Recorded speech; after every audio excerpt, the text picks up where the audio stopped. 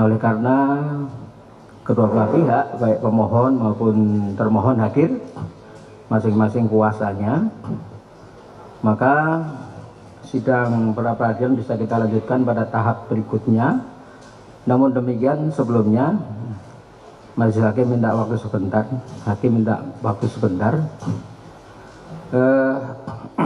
kepada para pihak. Kedua-duanya adalah tentu para ahli hukum yang mengerti tentang hukum, paham hukum, bahkan para pakar hukum ada di sini ya. Mari kita jadikan sidang pra peradilan ini menjadi perdebatan hukum yang berwibawa dan asik, nggak perlu pakai ketegangan apapun. Jadi ruang sidang ini memang disediakan memang untuk perdebatan hukum yang biar keren dan asik, nanti biar sama-sama mengajukan dalil maupun pembuktian masing-masing. Baik, tentu setelah kita sampaikan dari pesan dari saya tadi, acaranya adalah pembacaan permohonan, atau dianggap dibacakan, silahkan. Dibacakan, silahkan. Terima kasih Yang Mulia, yang terhormat, Yang Mulia, kemudian termohon dan rekan-rekan yang hadir di persidangan. Tentunya kami akan membacakan permohonan pra peradilan dari kami. Ya, dengan hormat kami yang bertanda tangan di bawah ini, kepada yang terhormat Pengadilan Negeri Jakarta Selatan, Jalan Ampera Raya, nomor 133 Pasar Minggu, Jakarta Selatan. Dengan hormat kami yang bertanda tangan di bawah ini, Profesor Dr. Todung Mulya Lubis, SH, LLM, Roni. Mohon maaf, sebelum dilanjut, saya tanya kepada kuasa termohon, kemarin sudah menerima surat permohonan kan? Untuk perbaikannya sudah juga? Belum. Perbaikan tolong diserahkan dulu. Ya, setelah bacakan kami serahkan. Baik, silakan dilanjut. Supaya utuh. Ya.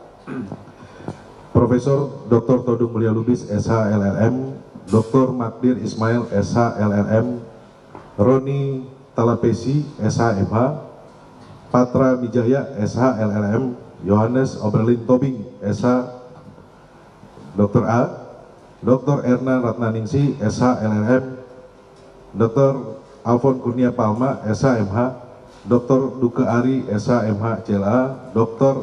M. Rashid Rido, SH, MH, Abdul Rahman, SH, Triwiono Sisulo, SH. Advokat dan penasihat hukum tim advokasi yang beramat di Jalan Diponegoro nomor 58 Benteng, Jakarta Pusat, yang bertindak sendiri-sendiri maupun bersama-sama berdasarkan surat kuasa khusus tanggal 6 Januari 2025, dalam hal ini bertindak untuk dan atas nama Hasto Kristianto,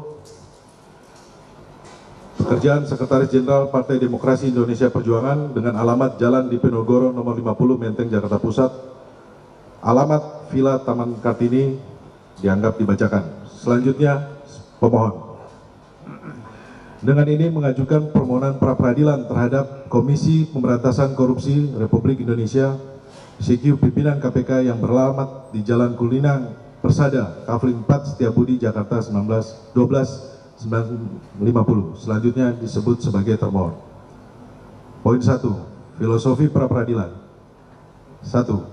Bahwa harus dipahami, landasan filosofi hukum acara pidana bukanlah untuk memproses pelaku tindak pidana, melainkan untuk mengawasi tindakan sewenang-wenang negara, dalam hal ini aparat penegak hukum, terhadap individu.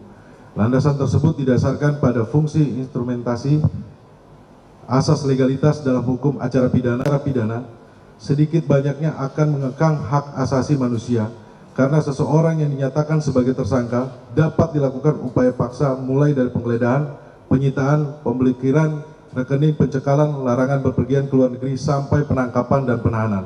Padahal belum tentu hasil dari proses tersebut akan menyatakan bahwa tersangka dapat dikatakan bersalah.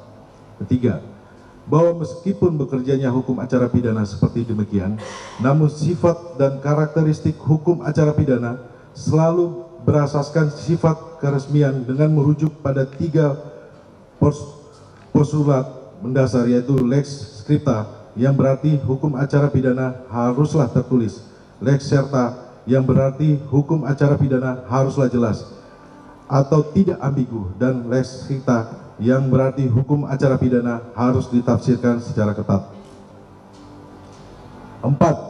Bahwa untuk memantau agar kewenangan yang dijalankan aparat penegak hukum itu sah dan berdasarkan hukum, maka dibentuk lembaga pra-peradilan terinspirasi oleh prinsip-prinsip yang bersumber pada hak habeas corpus act dalam sistem peradilan Anglo-Saxon yang memberikan jaminan fundamental terhadap hak asasi manusia, khususnya hak kemerdekaan. Habeas corpus act memberikan hak kepada seseorang melalui suatu surat perintah pengadilan dalam menuntut pejabat yang melaksanakan hukum pidana formil tersebut agar tidak melanggar hukum, atau tegasnya melaksanakan hukum pidana formil tersebut benar-benar sah sesuai dengan ketentuan hukum yang berlaku. Hal ini untuk menjamin bahwa perampasan atau pembatasan kemerdekaan terhadap seseorang tersangka atau terdakwa itu benar-benar memenuhi ketentuan hukum yang berlaku maupun jaminan hak-hak asasi manusia. 5.